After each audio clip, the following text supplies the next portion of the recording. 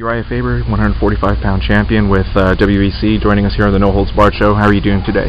Pretty good. Yeah. You know, kind of an early morning. I got in at like 2:30 in the morning, so just waking up. Just to set things up, he's here at MFS Houston, about to do a seminar. Want to ask you first, well, congratulations on your title defense against Jens Pulver. The fight went 5 rounds, and it's the first time that you've gone a decision in a while. How important was that for you to know that you could go to the decision and look good doing it, basically? Yeah, it felt good. It was something that I think is important, you know, especially against a guy like Jens. He's really tough, and he's known for winning decisions. Actually, he's been in a couple 5-rounders with tough opponents, so I think that was maybe the first time that he's ever lost a decision.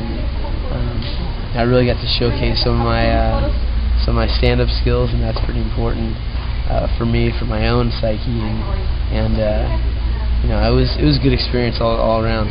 Excellent.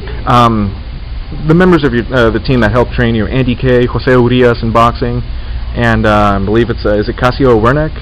Yeah, those are guys that have helped in the past. I've got a whole new host of guys. I've got Master Tong's my Muay Thai instructor, and I've got a lot of boxing coaches in the gym as well. Fabio Prado's a new jiu-jitsu instructor there, and then my team Alpha Male, we've got a ton of great guys, all my training partners out at Ultimate Fitness, so it's basically a lot of people pitching in. And the reason I bring it up, though, is it seemed like your game plan and your stand-up has improved dramatically. How big a part was that of your game plan as far as your stand-up? How big was it to sort of establish a good stand-up game against Jens Pulver?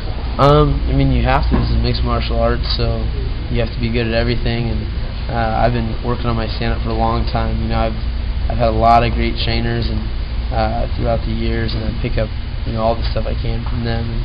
And if you watch my last 5 fights, people have been taking me to the ground, and I always like to stand up a little bit. So I'll finish on the ground because I like to go there as well. But as far as the stand-up game goes, I've had it for a while. It's good to be able to showcase some of that. Any word on your next title defense? I'm not sure yet. There's talking about September possibly in Reno, and I'm not 100% who yet. Maybe Mike Brown, maybe Jose Aldo. As of right now, that's kind of all up in the air. And recent medical suspension has listed you with an injured hand. Is that right? Yeah, both of them. Okay. Actually. Wow. Okay. Do you find that difficult, knowing that you fight for a living and now you had these injuries? Are you itching to get back in? Oh yeah, I'm itching to train myself. It's kind of a lifestyle. I'm probably like working out for me is like cigarettes for some people. I don't feel right unless I'm doing it, so I get creative with my workouts and let my hands heal up and all that good stuff. But I think the suspension's lifted. They're not broken. They just hurt. So okay, it's all good. And Joseph Benavidez is trained with you, and he's got a fight coming up against a guy you've wanted to fight for a while, right. Kid Yamamoto. Is that upsetting to you that he gets a first crack at him, or is there something that you want to learn from that fight that he has? I'm not upset at all. Joseph's one of my top guys. He's one of my main training partners, and he's very, very tough. So I give him a good chance of winning against Kid Yamamoto, and the world's going to be exposed to Joseph, so I'm not a hater, man. And as far as studying your opponents, do you have a custom game plan? Do you watch tapes of them? Is it different for each opponent that you have? Yeah, I would say it's a little bit different, but for the most part, I just try to execute my offense and keep the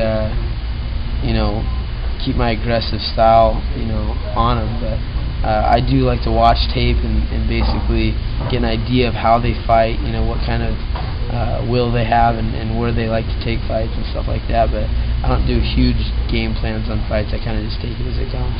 What's it feel like to have that backing from Zuffa to help promote you as a WEC champion compared to before they took over? How drastic of a change is that for you? It's been great. Zuffa's the best promotional machine in the world, and they're doing a great job with the UFC and the WEC, so I couldn't be more thankful. And as far as your involvement with the USO, I understand you're going to Iraq a little later today. Right. How was that set up? The WEC and Zuffa set it up. They like to do this kind of stuff, and it's great. Go support the troops. And, as far as who set it up, I'm not sure, but I'm glad it's happening. Yeah, something you look forward to for a while now, or do you have any? How do I put it? Like, there are a lot of MMA fans in the military. Is that something Right. that kind of sets you up, like a little nervous, meeting them at first, or? I'm not nervous. I'm excited about it, and just happy to be able to do something that feels good. I've never been to Kuwait or Afghanistan, so it should be interesting. Okay, and a lot of fighters like to bring in certain training partners in order to help them for like a customized game against their opponents. Is that something that you believe in? I don't think it's a bad idea, but it's not something I do a ton. I'm always trying to bring in good guys that I can learn from. I brought in Hobson Mora, who's a 7-time world champ for jiu-jitsu this last time, and Jeff Glover, who's one of the top jiu-jitsu players in the world, and got to train with Zandy and Sal Ribeiro, who are top-notch jiu-jitsu guys, just because I thought that, with both my stand-up and Jen's stand-up being very good and our wrestling being very good, I thought that was going to be a difference. So I kind of picked up my jiu-jitsu game a little bit, just because I thought that would be a deciding factor in the fight, which it didn't end up being. But I just train with my guys. I got a lot of tough guys. Got Justin Buckles is fighting one of the Milicic guys, Corey Hill, coming up soon here, and we got about 20 guys in there that are really tough. So. Excellent. Urijah Faber, thank you very much for your time. Got it. All right, have a good one.